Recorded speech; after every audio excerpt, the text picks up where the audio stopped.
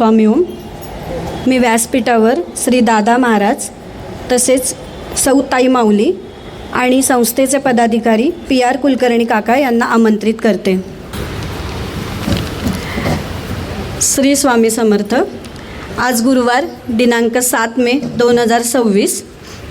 आजचे आरतीचे आणि महाप्रसादाचे मानकरी श्री अजित काका मेंगे आणि परिवार आहे. तर त्यांची थोडक्यात माहिती देते. मेंगे काका पुणे महानगरपालिकेमध्ये शाळेत कार्यरत आहेत. तसेच त्यांचा 2 दिवसापूर्वी नुकताच वाढदिवस झाला. तर टाळ्यांच्या गजरात आपण त्यांना वाढदिवसाच्या शुभेच्छा देऊयात. तसेच पुणे म्युन्सिपल कर्मचारी संघटनेचे ते अध्यक्ष आहेत. आपल्याकडे बरीच वर्ष सेवा करतात. तसेच मेंगे काकू त्याही खूप वर्ष आपल्याकडे सेवा करत आहेत. त्या हाऊसवाईफ आहेत. त्यांना 2 मुली आहेत. मोठी मुलगी दिव्या बँकेत जॉब करते आणि धाकटी शिकते आहे. तर असेच दोघेही अगदी निरपेक्षपणे आणि कोणती प्रसिद्धी नको असणारे अशी सेवा करतात. त्यांना मी सत्कारासाठी आमंत्रित करते.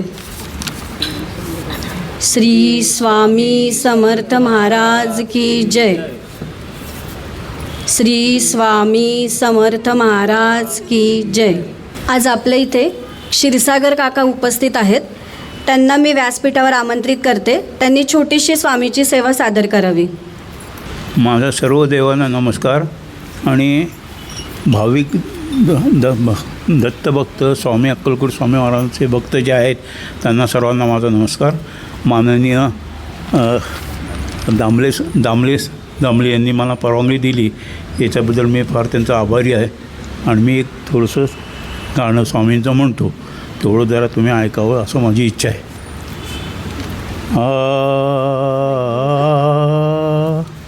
माईक धरू का? नको करतो. ठीक. दत्तस्वरूपी अजान बाहू, दत्तस्वरूपी अजान बाहू, परब्रह्म है पाहत राहू, परब्रह्म है पाहत राहू. चरणी तुझ्या मी विलीन होऊनी, चरणी तुझ्या मी विलीन होऊनी, जावे वाटे मला स्वामी दर्शन द्या मजला, स्वामी दर्शन द्या मजला. दत्तस्वरूपी अजान बाहू, दत्तस्वरूपी अजान बाहू, परब्रह्म है पाहत राहू, परब्रह्म है पाहत राहू. चरणी तुझ्या मी विलीन होऊनी, चरणी तुझ्या मी विलीन होऊनी, जावे वाटे मला स्वामी दर्शन द्या मजला, स्वामी दर्शन द्या मजला. तुम्हीच ब्रह्मा विष्णू शंकर, तुम्हीच ब्रह्मा विष्णू शंकर, व्यापून राही पूर्ण चराचर, व्यापून राही पूर्ण चराचर. भव्य दिव्य हे स्वरूप कुठवर, भव्य दिव्य हे स्वरूप कुठवर, पाहू द्या हो मला स्वामी दर्शन द्या मजला, स्वामी दर्शन द्या मजला, स्वामी दर्शन द्या मजला. सहारी पुनी त्रस्त जाहलो, सहारी पुनी त्रस्त जाहलो, भवसागरी मी बुडून गेलो, भवसागरी मी बुडून गेलो. तरुण जाण्यासाठी आलो, तरुण जाण्यासाठी आलो, तव पदस्पर्शाला स्वामी, तव पदस्पर्शाला स्वामी दर्शन द्या मजला, स्वामी दर्शन द्या मजला. तळमळते मन घेण्या दर्शन, तळमळते मन, तळमळ मन घेण्या दर्शन. कृपा करा द्या आशीर्वचन, कृपा करा द्या आशीर्वचन. आशीर्वचन जन्माचे या सार्थक हो, जन्माचे या सार्थक हो. एकच इच्छा मला स्वामी, एकच इच्छा मला स्वामी, दर्शन द्या मजला स्वामी, दर्शन द्या मजला. दत्तस्वरूपी अजान बाहू, दत्तस्वरूपी अजान बाहू, परब्रह्म है पाहत राहू, परब्रह्म है पाहत राहू. चरणी तुझ्या मी विलीन होऊनी, चरणी तुझ्या मी विलीन होऊनी, जावे वाटे मला स्वामी, दर्शन द्या मजला स्वामी, दर्शन द्या मजला स्वामी, दर्शन द्या मजला स्वामी. श्री स्वामी समर्थ महाराज की जय. अनंतकोटी ब्रह्मांड नायक राज समर्थ महाराज की जय. श्री स्वामी समर्थ. आपण सामुदायिक जप पहिला घेऊ. इच्छित दाता सकल कार्य सिद्ध करता, सकल दुःख हरता, श्री स्वामी समर्थ नमो नमः स्वाहा. इच्छित दाता सकल कार्य सिद्ध करता, सकल दुःख हरता, श्री स्वामी समर्थ नमो नमः स्वाहा. इच्छित दाता सकल कार्य सिद्ध करता, सकल दुःख हरता, श्री स्वामी समर्थ नमो नमः स्वाहा. इच्छित दाता सकल कार्य सिद्ध करता, सकल दुःख हरता, श्री स्वामी समर्थ नमो नमः स्वाहा. इच्छित दाता सकल कार्य सिद्ध करता, सकल दुःख हरता, श्री स्वामी समर्थ नमो नमः स्वाहा. इच्छित दाता सकल कार्य सिद्ध करता, सकल दुःख हरता, श्री स्वामी समर्थ नमो नमः स्वाहा. इच्छित दाता सकल कार्य सिद्ध करता, सकल दुःख हरता, श्री स्वामी समर्थ नमो नमः स्वाहा. इच्छित दाता सकल कार्य सिद्ध करता, सकल दुःख हरता, श्री स्वामी समर्थ नमो नमः स्वाहा. इच्छित दाता सकल कार्य सिद्ध करता, सकल दुःख हरता, श्री स्वामी समर्थ नमो नमः स्वाहा. इच्छित दाता सकल कार्य सिद्ध करता, सकल दुःख हरता, श्री स्वामी समर्थ नमो नमः स्वाहा. इच्छित दाता सकल कार्य सिद्ध करता, सकल दुःख हरता, श्री स्वामी समर्थ नमो नमः स्वाहा. इच्छित दाता सकल कार्य सिद्ध करता, सकल दुःख हरता, श्री स्वामी समर्थ नमो नमः स्वाहा. इच्छित दाता सकल कार्य सिद्ध करता, सकल दुःख हरता, श्री स्वामी समर्थ नमो नमः स्वाहा. इच्छित दाता सकल कार्य सिद्ध करता, सकल दुःख हरता, श्री स्वामी समर्थ नमो नमः स्वाहा. इच्छित दाता सकल कार्य सिद्ध करता, सकल दुःख हरता, श्री स्वामी समर्थ नमो नमः स्वाहा. इच्छित दाता सकल कार्य सिद्ध करता, सकल दुःख हरता, श्री स्वामी समर्थ नमो नमः स्वाहा. श्री स्वामी समर्थ.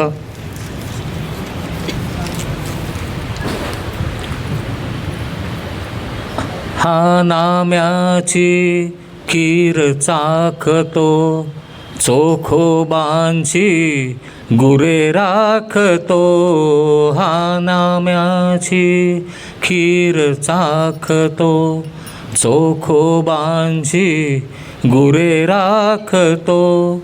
पुरंदराचा हा परमात्मा, पुरंदराचा हा परमात्मा, वाली दामाजीचा हा कानडा राजा पंढरीचा, कानडा राजा पंढरीचा, कानडा राजा पंढरीचा.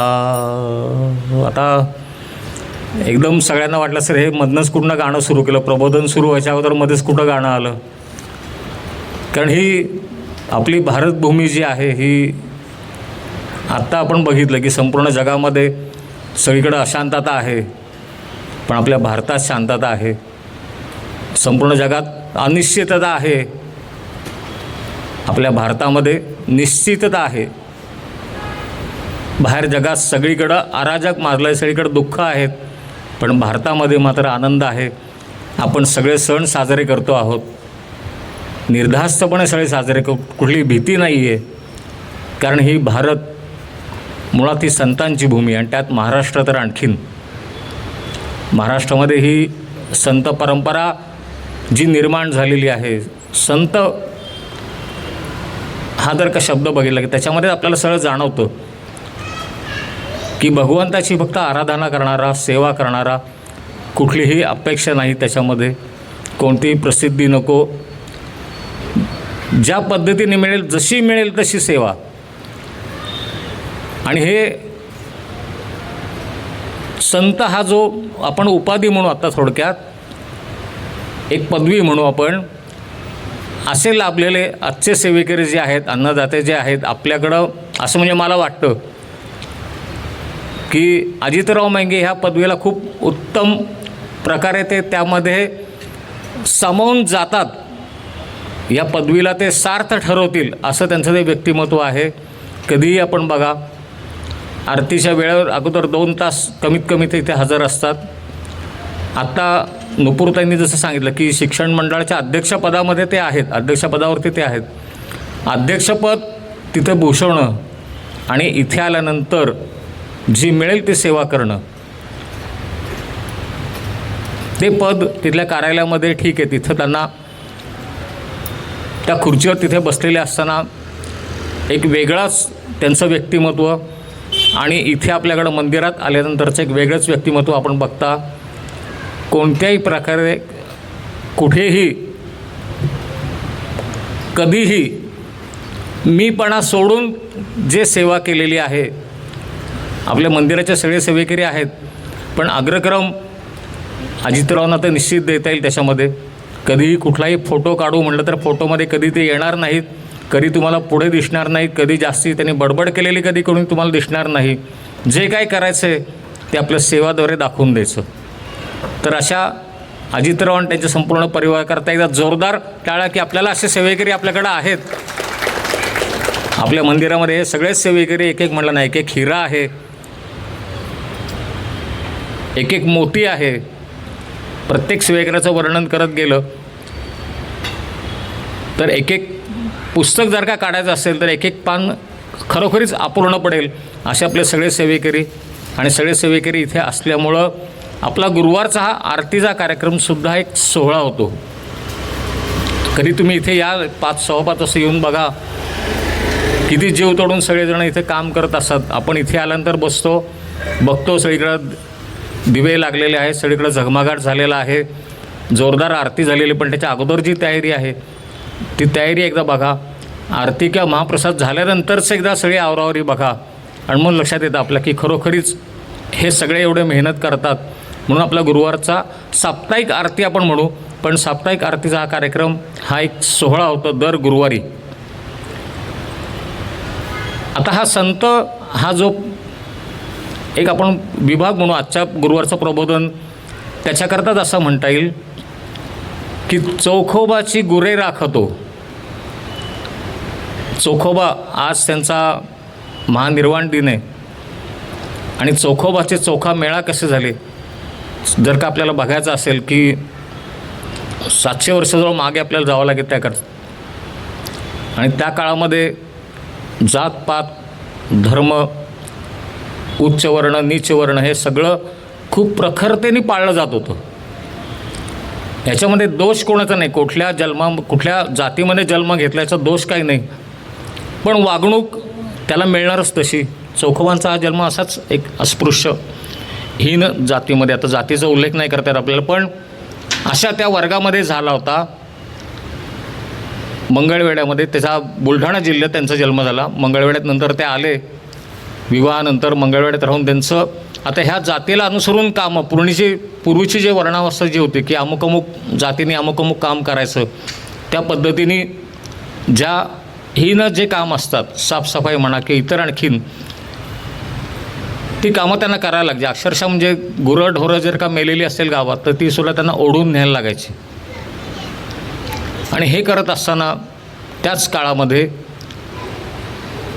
ज्ञानेश्वरांनी एक आध्यात्मिक समानता यावी म्हणून जी चळवळ सुरू केली होती, थोडक्यात चळवळच म्हणता येईल त्याला, कारण सर्व धर्मसमभाव आणि विठ्ठल किंवा देव हा कुठल्या एका धर्माचा नाही, कुठल्या एका जातीचा नाही, तो सगळ्यांच्या करता आहे, हे त्यावेळेला ज्ञानेश्वर आपल्या अभंगातनं सगळ्यांना सांगत होते. आणि ह्याचा प्रभाव त्या चौखोबांच्यावरती पडला आणि ते नकळत ह्या आध्यात्मिक क्षेत्राकडे ते ओढले गेले. पहिल्यापासून घरचं वातावरण होतंच, आध्यात्मिकच होतं, विठ्ठलाची भक्ती होती, पण फक्त म्हणलं ना की जात आडवी येत असल्यामुळं उघडपणे असं काही करता यायचं नाही. मंदिर प्रवेश तर नव्हताच त्या काळात कोणाला. आणि हे विठ्ठल भक्तीकडे जसे आले, ज्ञानेश्वरांनी जसं विठ्ठल भक्ती कशी सोपी आहे की सोपी करून दाखवली त्यांनी, त्या ओढीने मंगळवेढा सोडून ते पंढरपुराला आले. आणि पंढरपुरात ही त्यांची उपजीविका हेच होतं ना, साफसफाई करणं किंवा इतर जी हीन कामं जी आहेत हे करत करत करत. आणि आत्ताचं देऊळ जे आपण बघतो पंढरपूरचं ते खूप मोठं आहे, पण पूर्वीच्या काळी आपल्याला रस्त्यावर उभं राहून विठोबाचं दर्शन घेता यायचं. अशा पद्धतीने ते छोटं देऊळ होतं. आणि मग तिथं बाहेर उभं राहून दर्शन घ्यायचं, विठ्ठलाचं ते सावळं रूप, गोजेरे रूप बघायचं. आणि मग मुखात नाम, हाताने काम. आपण सुद्धा बघा, आपणही असं केलं तरी हरकत नाही. आपण काम करता करता, मी मागे पण सांगितलं, महिला वर्गाने स्वयंपाक करता करता नुसतं श्री स्वामी समर्थ, आपल्याला एखाद्या गाणं कुठलं आवडलं असेल ना, त्या गाण्यावरती श्री स्वामी समर्थ, जय जय स्वामी समर्थ असं जरी तुम्ही म्हणत स्वयंपाक केला तरी त्याला एक वेगळीच चव येईल. कपडे धुवत असाल तरी श्री स्वामी समर्थ जप घ्या मनामध्ये, तोंडामध्ये.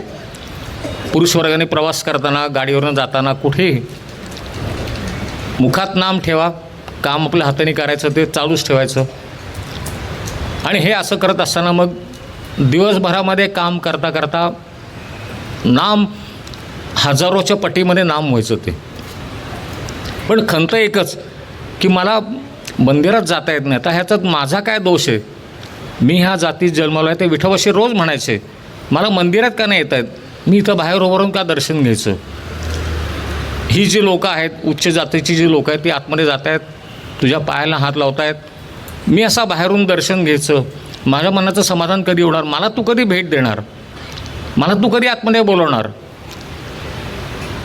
पण त्या काळी अशा लोकांची सावली पडली तरी त्यांना तिथनं हकललं जायचं. देवळापुढे जास्त वेळ थांबायचं पण नाही त्यांनी. 2 मिनटं 5 मिनटं चिकार झालं तेवढ्या याच्यात विठोबाचं रूप सगळं डोळ्यात साठवून घ्यायचं, आपलं कामाला लागायचं. ते रात्र झाली, संध्याकाळच्याला परत मंदिराचं दार बंद झालं की परत तिथं बाहेर बसूनच जे काय मनात येतील, जसे येईल, ओया म्हणा, अभंग म्हणा, काहीतरी सुरू व्हायचं, त्यांना स्फुरायचं ते. आणि मग तिथे किती वेळ जायचा काय त्यांना सुद्धा तहान भूक नाही अशा वेळेला. तेवढं एक होतं की त्यांची पत्नीसुद्धा त्यांना त्याच्यात साथ द्यायची. तीसुद्धा खूप धार्मिक, तिनेसुद्धा काही अभंग लिहिलेले आहेत. आणि एक दिवस असं घडतं, रात्रीच्या वेळेला अभंग मनामध्ये सुरू आहेत, रचना सुरू आहे, विठ्ठल रूपाकडं अगदी तल्लीन होऊन बघतायत. आणि त्या गाभाऱ्याचं दार उघडलं जातं. दार उघडून प्रत्यक्ष विठोबा पांडुरंग स्वतः त्यांच्यासमोर बाहेर येतात गाभाऱ्यातनं आणि त्यांना जागं करतात. चोखा म्हणतात, डोळे उघड बघ कोण आलं आहे. डोळे उघडून बघतो तर प्रत्यक्ष पांडुरंग समोर उभा आहे.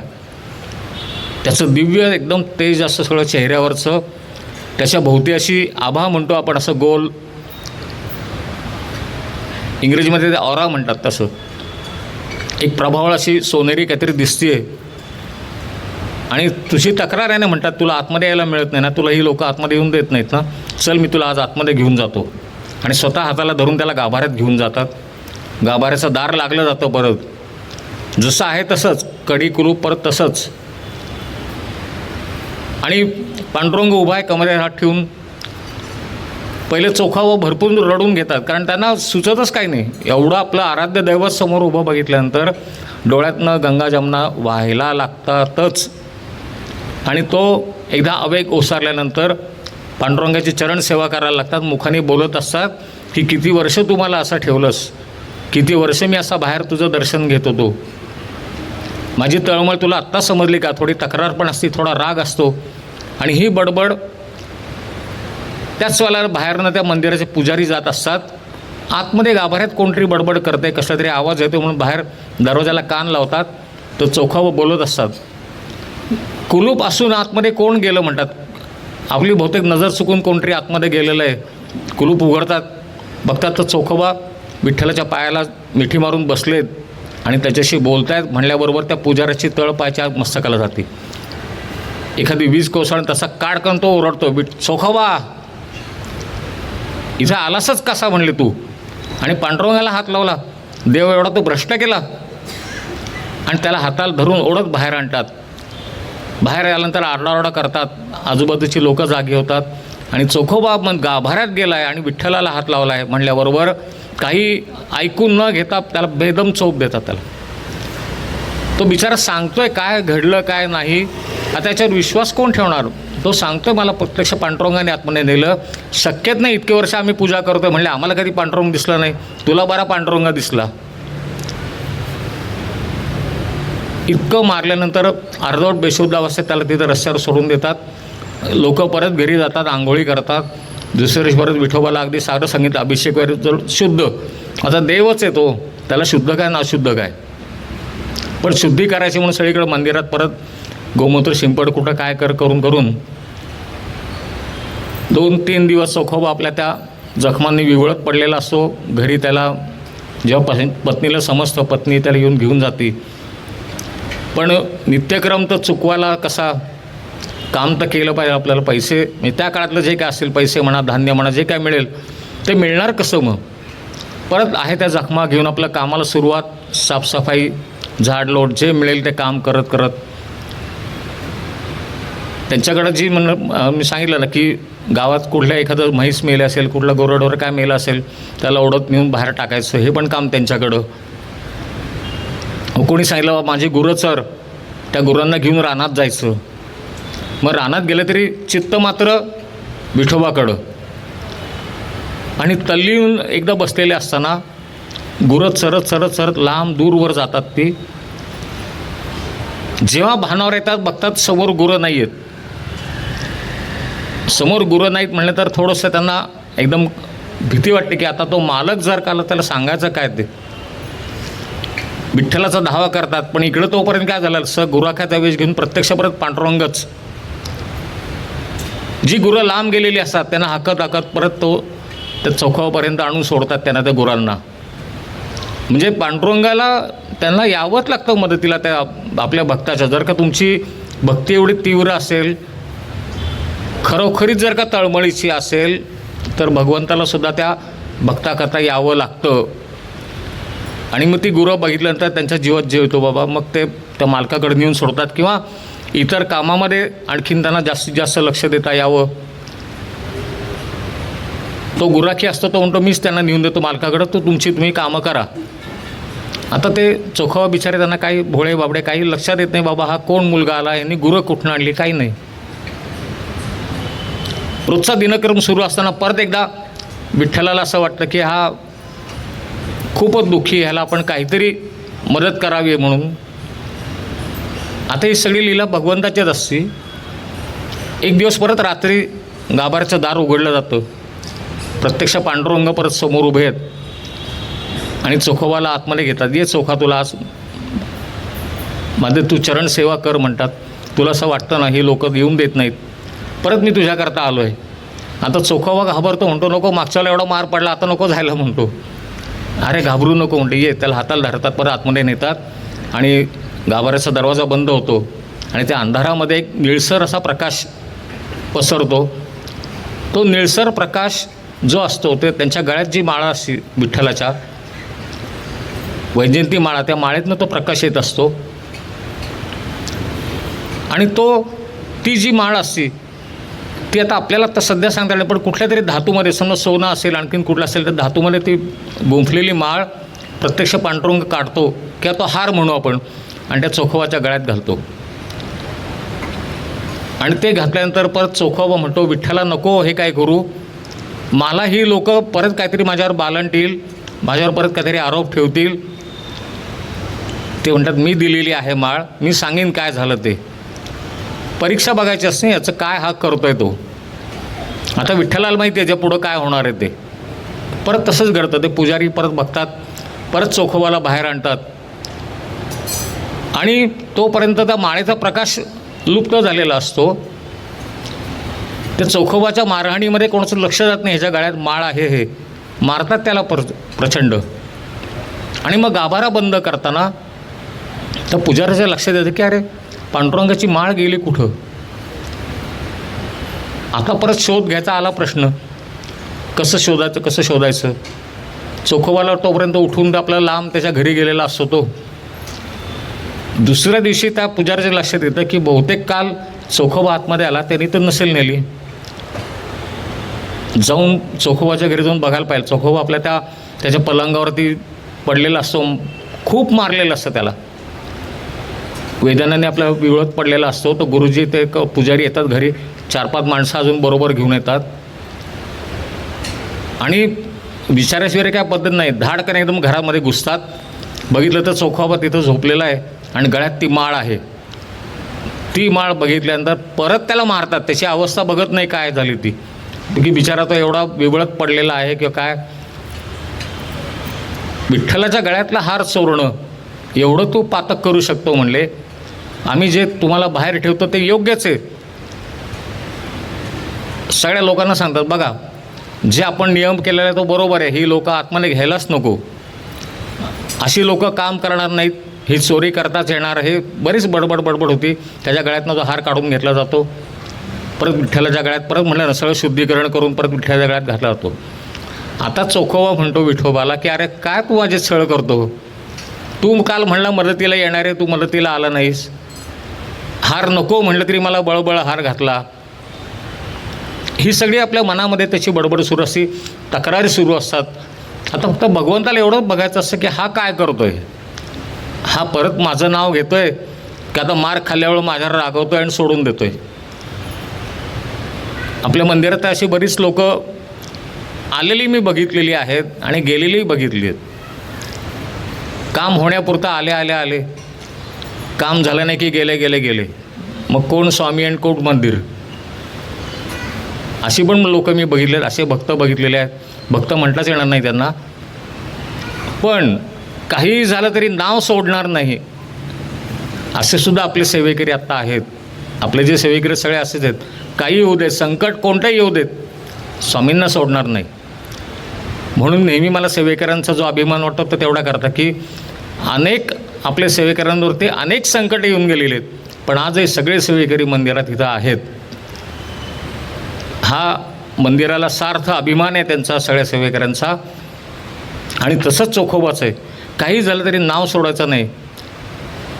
आता त्याला फक्त शिक्षा एवढीच मिळते की तू इथे यायचं नाही म्हणतात. तू मंदिराच्या समोर परत उभा राहिलेला दिसला तर बघ, ते म्हणतात ना हड्डी पसली एक करीन, तसं त्याला ते दम देतात. तर तो म्हणतो तुम्ही काय म्हणला एक करणार, माझ्या हाडामध्येच विठ्ठल बसलेला आहे, आता तुम्ही मला कुठेही घालवा, माझी तयारी आहे. समोर भीमा नदी असते त्याच्या पलीकडे जा म्हणतात, त्या नदीच्या पलीकडे जाऊन तुझं राहा, तुला काय राहायचं असेल तिथं ते चालेल म्हणतात. तिथं जातात, पत्नीसह तिथे झोपडी बांधतात, तिथून विठ्ठलाकडं बघायचं. नदीच्या पलीकडं मंदिर दिसतोय, विठ्ठल दिसतोय, ते इथूनच सगळं जे काय असेल ते आता इथूनच, पलीकडे यायचं नाही दम दिलेला म्हणल्यामुळं. विठ्ठल बघ आता तूच बघ म्हणतात. इतके दिवस तुझ्या पायरीपर्यंत येऊन देत होते, आता ते पण नाही, आता इथून लांबून. त्यांचं एक होतं चोखोबांचं, जे काय केलं आपल्या घरामध्ये जे असेल भाजी भाकरी चटणी जे काय असेल ताटलीमध्ये भरायचं, समोर उभं राहायचं, तिथं पांडुरंगात जेवायला म्हणायचे. नैवेद्य हा प्रकार काय त्याला माहिती असेल, माहिती नाही, पण मग ते एकदा देवाला त्या दाखवल्यानंतर मग खायला सुरुवात करायची. आणि एक दिवस असंच त्यांना संध्याकाळची वेळ असते आणि त्यांची पत्नी म्हणते की अहो तुम्ही रोज विठ्ठलाला म्हणता जेवायला आहे. एकदा खरंच बोलवा की बघू ना, तुम्ही जर का एवढं करत असाल तर खरोखर एकदा पांडुरंग आपल्याकडे येऊ देत जेवायला. तुम्ही काय त्याला बहुतेक तसं सांगत नाही, तुम्ही नुसतं वरवर म्हणताय. मग दुसऱ्या दिवशी नेहमीप्रमाणे जे काय केलं असेल, भाकर तुकडा घेऊन आपला तो चोखोबा उभा राहतो, विठ्ठलाला सांगतो, आज असं माझी पत्नी काल म्हणत होती, बघ जमलं तर संध्याकाळी ये, मलाही तसंच वाटतं तू यावं म्हणून. आणि एक क्षणभर त्याला असं वाटतं की पांडुरंग परत गाभाऱ्याभर आला आहे आणि समोर उभं राहून सांगतो मी आज येतो म्हणून. खरोखरीच त्यांना पांडुरंगाने सांगितलेलं असतं, मी आज येणार तुझ्याकडं. समोर उभा राहिलेला असतो, गाभाऱ्याच्या बाहेर पांडुरंग चोखोबाला सांगतात, अंतरमध्ये भीमा नदीचं अंतर आहे, पण सांगतात मी आज तुझ्याकडे येतो म्हणून. आणि हे ऐकल्यानंतर चोखोबा सांगतात पत्नीला, आज विठोबा येणार, आज काहीतरी चांगलं कर. आता त्या काळामध्ये जे असेल खीर, जे कुठला गोड पदार्थ असेल तो ते कर म्हणतात. अगदी सागर संगीत नाही, पण जेवढं जमेल तेवढं स्वयंपाक केला जातो. दिवा, आता त्या काळातले दिवे, निरांजन, कंदील जे असेल ते सगळं लावलं जातं. आणि संध्याकाळच्या मंद प्रकाशामध्ये अंधार पडलेला आहे बाहेर, आणि चोखोबा घरात सगळे असताना दरवाजापाशी एक सोनेरी प्रकाश तिथे असा एकदम उभा राहिलेला दिसलो चोखोबाला. त्याच्याबरोबर चंदनाचा एक मंद अशी झुळूक त्याच्या घरामध्ये येते. चोखोबा बघतो, प्रत्यक्ष पांडुरंग उभा आहे, पितांबर नेसलेला आहे, सावळं शरीर, त्याचा देह, तो लाल उपरणं घेतलं आहे खांद्यावरती, सोनेरी मुकुटवर आणि कमरेवर हात ठेवून उभा. जसा देवळात दिसतो तसा त्याला त्याच्या दरवाज्यात दिसतो. त्याचा विश्वास बसत नाही. 2-4 वेळा तो डोळे उघडझाप करतो आणि बायकोला आवाज देतो, अगं पांडुरंग आला आहे, आपलं स्वयंपाकाची तयारी झाली की नाही. तर बायकोलाही पण हे जाणवलं असतं की हा प्रकाश, हा सुगंध, ती बघती तर खरोखरीच विठ्ठल तिथे उभा आहे. आता झोपडी जर आहे, त्याला आतमध्ये आणायचं, स्वागत करायचं, बसवायचं, तरी पण जेवढं जमेल तसं त्यांची लगबग सुरू होती. जे काय असेल मोडका तोडका पाठ मांडला जातो, तिथं बसवलं जातं आणि जे असेल ते जेवण त्याला वाढलं जातं. त्या काळात काय वरण भात जे काय केलं असेल ते. आणि हे होत असताना चोखोबाचं परत पांडुरंगाच्या विषयी जे काय असेल मत, त्याचं ते बोलणं सुरू असतं, त्याचं गुणगान सुरू असतं, वर्णन, की हा एक हीन जातीचा मी असून तू माझ्याकडे जेवायला आलास, आज तू मला मोक्षाचा जो आनंद आहे तू मला दिलेला आहेस म्हणतात. तर पांडुरंग म्हटलं की अरे मी फक्त भावाचा भुकेला आहे, मी असं कुठे बघणार नाही तू कुठल्या जातीचा आहे आणि तू कोण आहेस, तुझा भक्तिभाव बघून मी आलो इथे. आणि हे होत असताना नाही म्हटलं तरी कोण ना कोणतरी पलीकडच्या बाजूला त्याच्या घरावरनं लोक जाणारी असतात. त्या झोपडीच्या खिडकीतनं एक सोनेरी प्रकाश आत येतो. तो म्हणतो चोखोबाच्या घरात सोनेरी प्रकाश कसल्यामुळे खिडकीतनं बघतो, त्याला भगवंत दिसत नाही, पण चोखोबा बडबड करतो एवढं ऐकायला येतं. भगवंत दिसण्याला सुद्धा आपलं पूर्व प्रारब्ध लागतं, जे चोखोबाकडं होतं. चोखोबा त्याला बोलतोय, त्याच्याबरोबर भगवंत जेवतोय, त्याच्या बायकोला दिसतोय, पण तो तिसरा मनुष्य जो कोणी खिडकीत बघत असतो त्याला दिसत नाही. आणि इकडं होतं काय, ह्या गडबडीमध्ये त्या चोखोबाची जी पत्नी असते तिच्या हातातनं काहीतरी पदार्थ त्या विठ्ठलाच्या शेल्यावर सांडतो. पहाटेची वेळ, रात्रभर संपून पहाटेची वेळ होत आलेली असते. चोखोबाचं जे गुणगान चालू असतं ते ऐकत ऐकत भोजन सुरू असतं, पण तोपर्यंत पहाट झालेली असते. आणि विठोबा म्हणतात की मला तर जायला हवं, पहाटेच्या काकडातील लोक येतील. आणि तिथून तो अंतर्धान पावतो. आणि इकडं होतं की तो मनुष्य जो असतो तो बघतो हा चोखोबा कोणाशी बोलतोय, दार वाजवतो. तो म्हणतो कोणाशी बोलत होता तू, कोण होतं जेवायला आलेलं. तो म्हणतो प्रत्यक्ष पांडुरंग होता. खोटं बोलतं का म्हणतो, खाट कनेक्ट त्याच्या थोबडीत लावतो. म्हणजे कायम त्याला असं दुश्वासच केलेला लोकांनी. ती थोबाडी इतकी जोरात असते की त्याला तिरमिरीत येतो, खाली पडतो. 5 बोटं अक्षरशः त्याच्या चेहऱ्यावर ते उठलेली असतात. आणि तो म्हणतो थांब एकदा परत त्या पुजाऱ्यांना बोलून आणलं पाहिजे, तुझं विठ्ठल नामाचं जे वेळ आहे ते काढलंच पाहिजे म्हणतो. भीमा ओलांडून परत पलीकडे तो मंदिरापाशी येतो, पुजाऱ्यांना सांगतो. तोपर्यंत पुजारी काकड आरतीला आलेले असतात आणि पुजारी जरा आश्चर्यचकित होऊन बघत असतात विठ्ठलाच्या मूर्तीकडं. तो मनुष्य त्यांना बाहेर बोलवतो, म्हणतो बाहेर या. तो चोखोबा काय म्हणतो, बघा विठोबा माझ्याकडे जेवायला आला होता म्हणून. ते म्हणतात जेवायला आला तर तुला दिसला का विठ्ठल? तो म्हणतो मला नाही दिसला, पण तो काहीतरी वेड्यासारखा बडबड करत होता, मी त्याला मारलं जोरात. तो म्हणतो कुठं मारलं? तो म्हणतो मी त्याच्या गालावर मारली, त्याच्या चोखोबाच्या डाव्या गालावरती, ह्या गालावरती. आणि मग पुजारी जे मगाशी शंका घेऊन विठ्ठलाकडं बघत असतात, एकदा निरखून बघतात तर विठ्ठलाचा गाल सुजलेला त्यांना दिसतो आणि एका बाजूने डोळ्यातनं पाणी आलेलं त्यांना दिसत असतं. पुजाऱ्यांना काहीतरी समजतं, हे काहीतरी वेगळं प्रकरण आहे. एक संपूर्ण नजर आपण टाकतो ना मूर्तीवर, जशी सगळी नजर टाकतात तर त्या त्यांच्या अंगारख्यावरती त्या कालच्या पदार्थाचा कुठलाही डाग पडलेला असतो. आणि ते म्हणतात त्या माणसाला, अरे मूर्खा, म्हणे खरोखरीच पांडुरंग त्याच्याकडे जेवायला गेला होता, हे बघ काय सांडलेलं आहे त्याच्या गुलाबी अंगारख्यावरती आणि गाल पण सुरलेलं दिसतोय. आणि मग ते दोघंजणं जातात, धावपळ करत करत चोखोबाकडे जातात, दार वाजवतात, चोखोबाला उठवतात आणि म्हणतात की काल जे घडलं ते आमच्याकडनं अक्षम्य चूक झाली, आम्हाला क्षमा करा, पण तुम्ही आत्ताच्या आत्ता आमच्याबरोबर मंदिरात चाला. चोखोबाला कळत नाही हे काय, कसं करता मंदिरात चाला, परत मार खायचा दिसतोय बहुतेक. मनामध्ये प्रार्थना करत जातात. आता असं घडतं की तो पुजारी जे असतात ते स्वतः हात धरून चोखोबाला मंदिरात घेऊन जातात.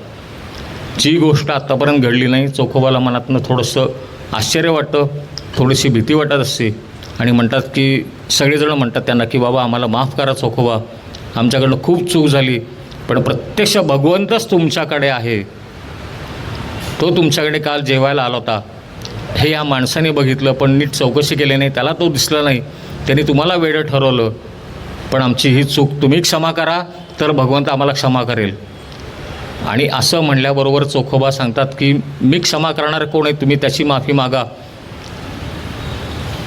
आणि ही जी दरी आहे ती दूर व्हावी अशी मला वाटतं. जात पात उंच नीच ही दरी दूर व्हावी, प्रत्येकाला समानतेने मंदिरात प्रवेश मिळावा असं मला वाटतं. आणि हे सगळं घडल्यानंतर विठ्ठलाचा गाल परत पूर्ववत होतो, डोळ्यातनं वाहणारं पाणी थांबतं आणि मग तो चोखोबाचा चोखा मेळा होतो. मेळा म्हणजे ती जी जात आहे अस्पृश्यतेची ती जात, पण चोखा म्हणजे स्वच्छ. कारण जो जातीने अस्वच्छ आहे, अस्पृश्य आहे, पण मनाने तो स्वच्छ आहे. आणि चोखोबांनी स्वतःच सांगितलं की ऊस डोंगा परी रस नव्हे डोंगा, चोखा डोंगा परी भाव नव्हे डोंगा. म्हणजे ऊस जरी वाकडा तिकडा असला तरी रस मात्र त्यात सरळ असतो. नदी जरी वेडेवाकडे वाहिली तरी ते पाणी शुद्ध असतं. तसा माझा भाव, मी जरी अस्पृश्य असलो, मी जरी हीन असलो, तरी माझा भाव खूपच शुद्ध आहे.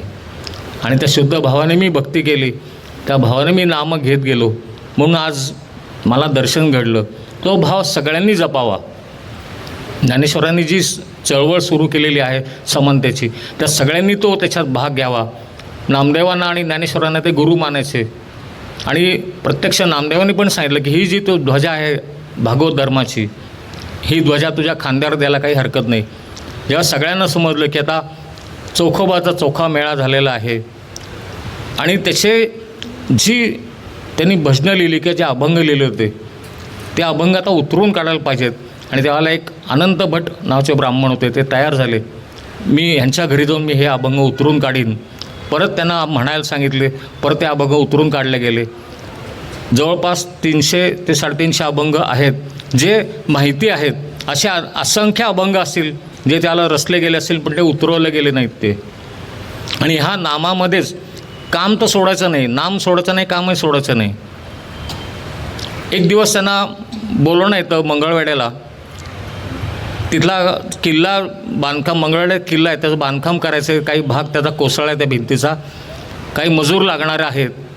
पंढरपूरहून काही मजूर नेले जात असतात आणि मजुरी चांगली मिळेल या उद्देशाने चोखोबा पण त्याच्यात जातात. ते बांधकाम सुरू असताना अचानक काही कारण माहिती नाही, कशाने ते माहिती नाही, पण ती एवढी भोली मोठी भिंत, जवळ एक 15-20 फूट भिंत बांधून झालेली असते. ती भिंत एकदम धाडकन सगळी कोसळते दगड विटा माती जे काय असेल त्याच्या खाली जे मजूर काम करत असतात 15-20 मजूर एकाच वेळेला त्या भिंतीखाली सगळे गाडले जातात. आपण बघितलं असेल एखादं उंच बांधकाम पडलं त्याचा जो मलिदा आपण म्हणतो त्या मलिद्याखाली गाडले गेलेले. पूर्वीच्या काळी तशी काही सोय नव्हती लगेच काही हलवायचं तर घेऊन 2 दिवस झाले 4 दिवस झाले ते हलवता हलवता नामदेवांना ती बातमी समजती की मंगळवेढ्यात असा असा प्रकार घडला आहे. पूर्वी मोबाईल नव्हते काही नव्हतं जसं समजत येईल तसं. आणि थोडंसं अंतर्ज्ञानाने बघतात तर त्यात चोखोबा आहे म्हणल्याबरोबर नामदेव त्यांचे इतर सहकारी त्यांना भराभरा लगेच निरोप पाठवून स्वतः निघतात ते. आता हे निघाल्यानंतर मंगळवेढ्यात येऊन बघतात तो सगळा मलिदा तसाच पडलेला आहे. आतमध्ये जे काय कोणी मजूर मरण पावलेले असतील त्यांचे देह असतील छिन्न विछिन्न झालेले असतील.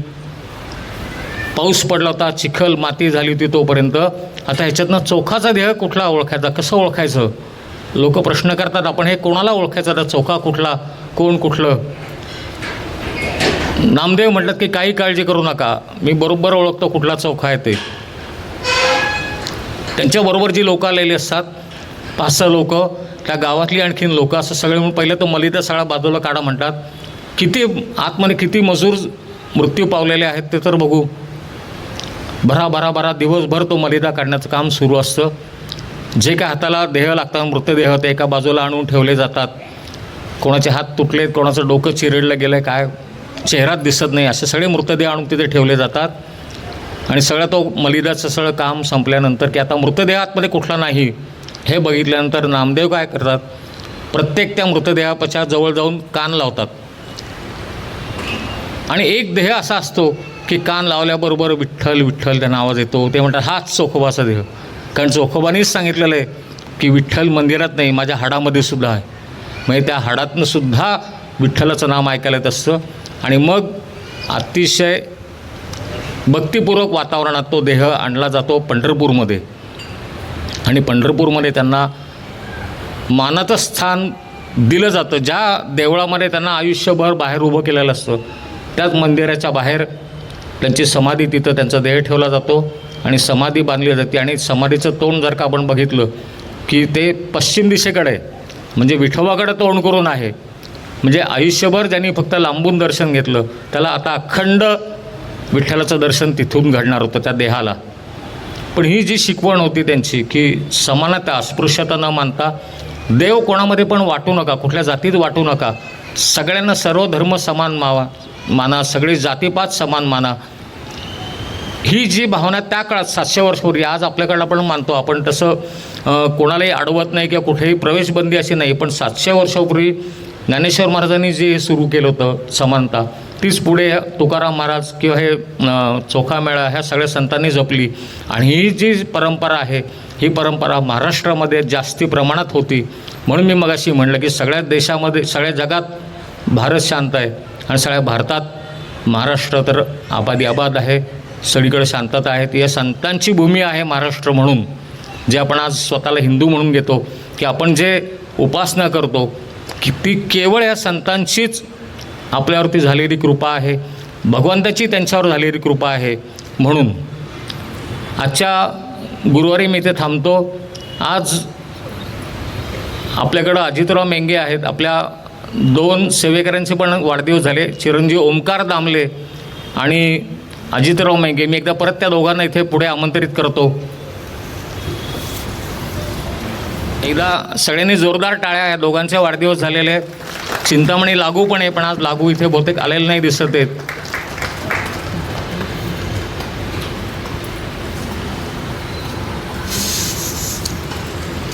आपण ह्या कौतुकाबरोबर आता स्वामींचा जय जयकार करू आणि आपला पुढचा पालखी सोहळ्याचा कार्यक्रम जो आहे सोहळा सुरू होईल. ज्या भक्तांना पालखीबरोबर जायचं असेल तर त्यांनी पालखीबरोबर जावं. फक्त जे जाणार नाही त्यांनी जागेवर बसून राहा कारण त्यांच्याकरता नंतर महाप्रसादाची सोय केलेली आपण. पालखी सोहळ्याचे सेवेकरी इथं आले पालखी मार्गस्थ झाली की महाप्रसाद आणि दर्शन रांग इथे सुरू होईल. जय जय श्री स्वामी समर्थ. जय श्री स्वामी समर्थ. जय जय श्री स्वामी समर्थ. जय श्री स्वामी समर्थ. जय जय श्री स्वामी समर्थ. जय श्री स्वामी समर्थ. श्री स्वामी समर्थ अण्णा महाराज की जय.